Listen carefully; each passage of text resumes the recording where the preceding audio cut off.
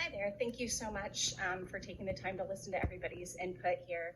I first want to say that there's probably a lot of great things about Wit and Wisdom.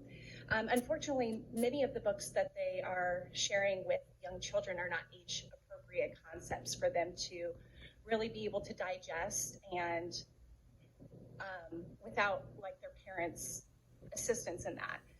Just even in grade 4, in the George versus George book, there's really strong imagery and words in the book specifically mentioning rape, murder, cannibalism, torture, scalping, killing whole families, making leggings from skin of dead Indians, so skinning. So sometimes there might be other great books for Wit and Wisdom. Unfortunately, they get overshadowed when you're talking to a 4th grader about rape and murder and scalping. It just gets the imagery and the context is unnecessary for a 4th grader. In the book for 4th grade, Hatchet by Paulson, talking about suicide after the child had learned of his mom committing infidelity, he wanted to die, he was cutting himself, wishing for death.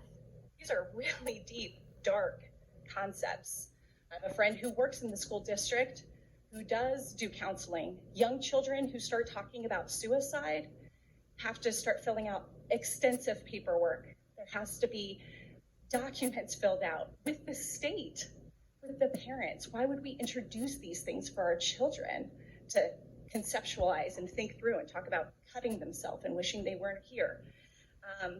Talking about mythology, which is absolutely necessary in school, but not age appropriate when you have blood dripping eyes and violent graphic imagery. Those things get just overtaken by all the other things of the education of this curriculum. So I'm just asking that you take a look at the entire curriculum, including the ones Thank you, Ms. that are difficult.